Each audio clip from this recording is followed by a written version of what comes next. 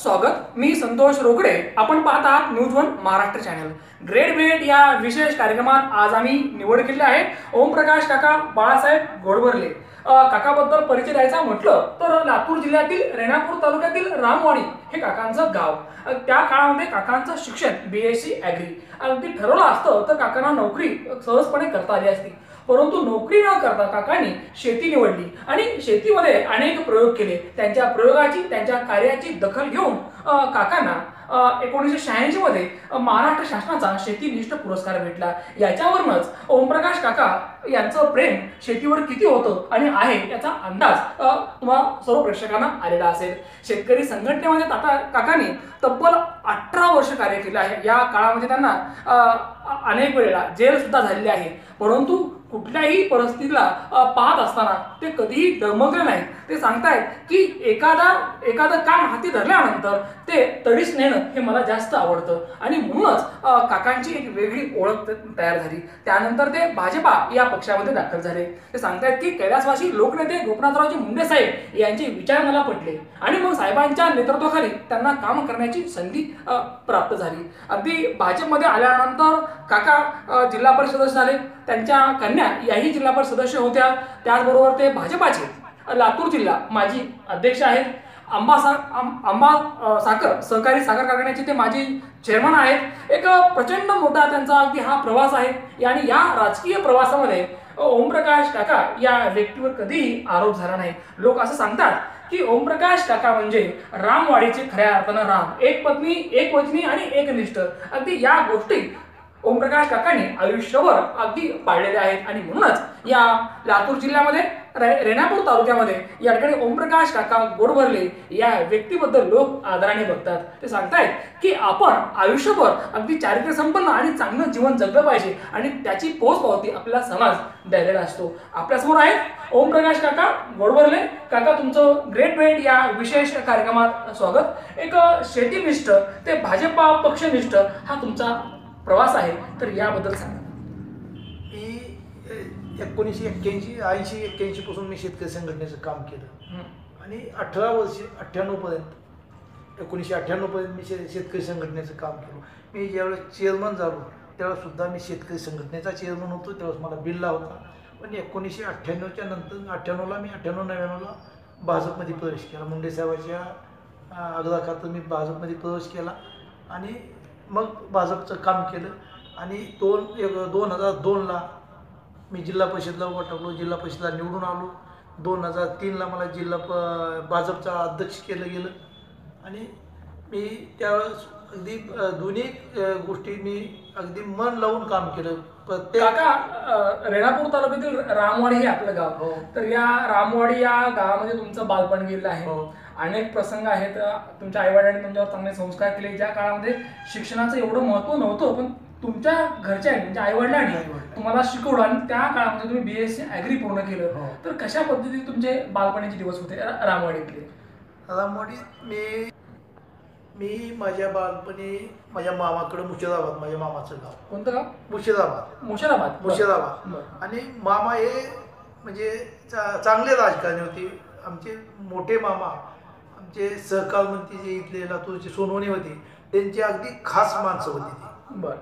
म्हणजे ते मला फार, मी लहान होतो तेव्हा मला राजकारणाचे कळत नव्हतं। शिक्षणाचं पाठबळ कोणाला भेटत म्हणजे मला तिथंच मिळालं हे सहकार, म्हणजे शिकावं वाटलंय। बरं, इतकं शिकल्यानंतर सुद्धा त्या काळामध्ये काका तुमची BSc ॲग्री आहे, ठरवलं असतं नोकरी भेटली असती, पण आपण नोकरी का केली नाही? मला शेतीबद्दल थोडी आवडच होती। बरं, आणि म्हणून मी शेती केली आणि शेती सुद्धा मी अगदी जीव ओतून शेती केली। शेती करायची म्हणून शेती नाही, कारण ती वडिलांची शिकवण। 1986ला रामवाडीच्या एका तरुणाला शेतीनिष्ठ महाराष्ट्र शासनाचा पुरस्कार भेटला, तर तो पुरस्कार कशाबद्दल आणि का भेटला होता त्याचं काय? मी माझ्या गावात आमचे सर्व शेतकरी बांधव एकत्र करून मी त्यावेळेस 86ला अगदी पूर्ण गाव ज्वारीचा सीड प्रोग्राम घेतला, उडदाचा घेतला, बाजरीचा घेतला, ज्यूटचा घेतला। अगदी पूर्ण गाव मी त्या ह्याच्यात बांधून अगदी विकासाकडे नेलं। आमच्या गाव आर्थिक विकास केला गावाचा। काका, मातीशी एवढे एकनिष्ठ असताना मग राजकारणामध्ये काय यावं असं वाटलं? 1995ला माझी पहिली निवडणूक आयुष्यातली 1995ला मुंडे साहेबांनी थोडं त्यांच्या शेतकरी संघटनेचं काम हे बघून त्यांच्या लक्षात आलं आणि त्यांनी मला 1995ला उभा टाकण्याबद्दल माझ्याकडे जितेश चापशीला पाठवून मला उभा करायचं हे केलं. मग अशा पद्धतीने आपण राजकारणात आला. हो. पण त्याही अगोदर काका आपण तब्बल 18 वर्ष शेतकरी संघटनेमध्ये शेतकऱ्यांच्या हक्कासाठी आपण लढा दिला आहे आणि त्याच काळात तुमची खरी ओळख तयार झाली, एक इमेज तयार झाली.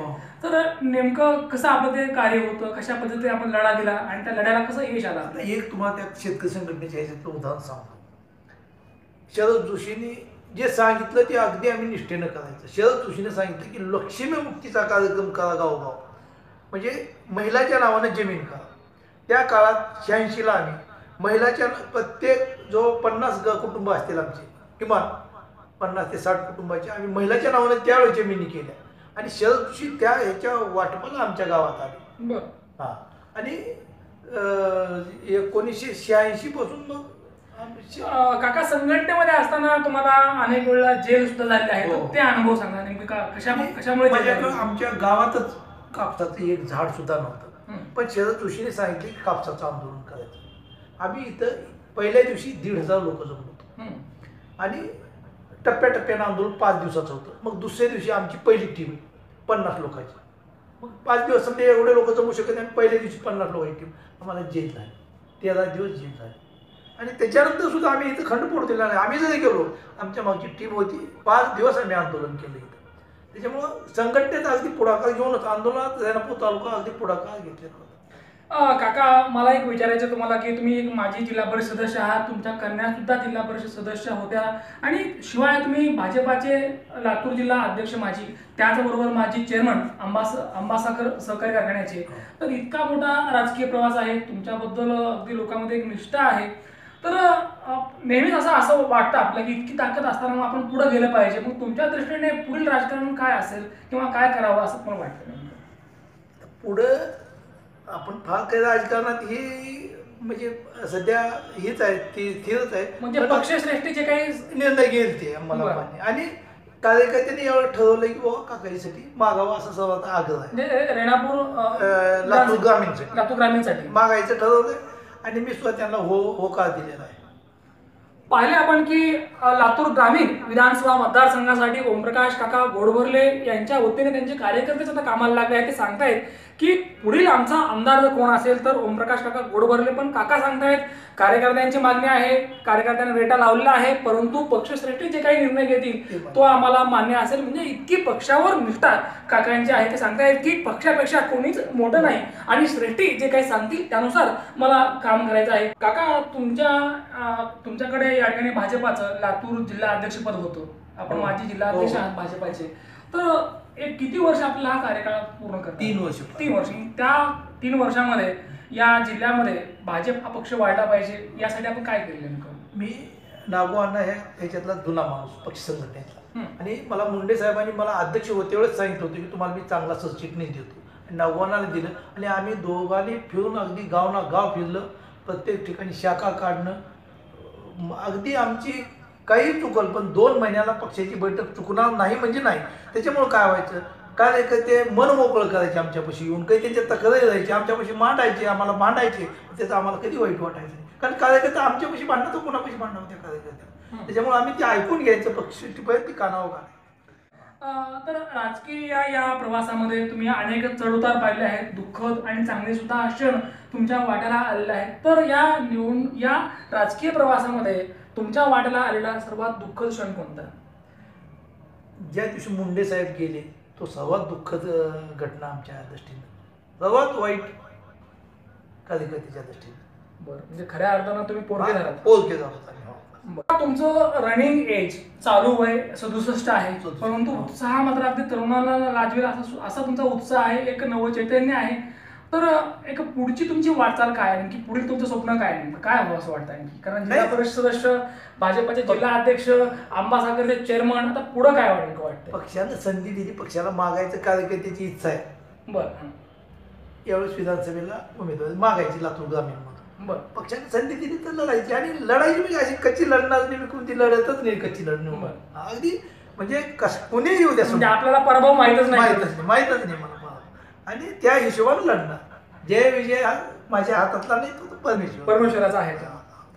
रेणापूर तालुक्यातील रामवाडीचा खऱ्या अर्थानं हा वाघ आहे आणि काकांकडे पाहिल्यानंतर वय 67, परंतु राजकारणामध्ये जर बघितलं आपण तर टायगर अगदी जिंदा आहे. आणि हा टायगर या ठिकाणी येणाऱ्या काळामध्ये त्यांची म्हणजे कार्यकर्त्यांची इच्छा आहे की काकांनी लातूर ग्रामीणची निवडणूक लढवावी आणि पूर्णपणे ते तयारीने लढणार आहेत. कच्ची निवडणूक त्यांना लढायची नाही, तर अक्षरशः या ठिकाणी एक रणसंग्राम आपल्याला पाहायला मिळेल. परंतु या सर्व गोष्टी जर आहेत. अगदी पक्षश्रेष्ठींनी जर आदेश दिले आणि कार्यकर्त्यांची जी इच्छा आहे त्यानुसार जर वातावरण राहिलं आणि काकांना जर या ठिकाणी लातूर ग्रामीणची विधानसभा निवडणूक लढण्याची संधी भेटली तर अगदी वातावरण बदललं असेल असं काका सांगतायत. काका, न्यूज वन महाराष्ट्र चॅनलच्या माध्यमातून प्रेक्षकांना आपण काय सांगू इच्छितात?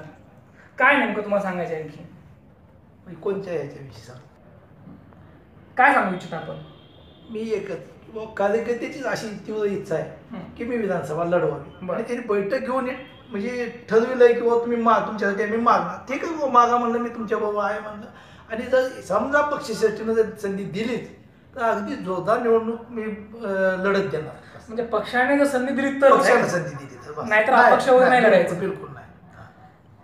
पाहिले आपण की ओमप्रकाश काका गोडबर्ले यांची किती पक्षावर निष्ठा आहे. ते सांगतायत की मी पहिल्यापासून अगदी भाजपमय आहे आणि कैलासवासी लोकनेते गोपनाथरावजी मुंडे साहेब यांच्या विचाराने चालणार आहे. आणि त्या अनुषंगाने कार्यकर्त्यांची मागणी आहे की मी येणारी लातूर ग्रामीण विधानसभेची निवडणूक लढवावी. जर पक्षाने आदेश दिला तर निश्चितपणे एक चांगली झुंज या ठिकाणी पाहायला मिळेल. काका, तुम्हाला पुढील वाटचालीसाठी न्यूज वन महाराष्ट्र चॅनलच्या वतीने लाख लाख शुभेच्छा. न्यूज वन महाराष्ट्रात लोकप्रिय असलेल्या न्यूज वन महाराष्ट्र चॅनलला जर तुम्ही सबस्क्राईब केलेलं नसेल तर आत्ताच सबस्क्राईब करा. News one Maharashtra.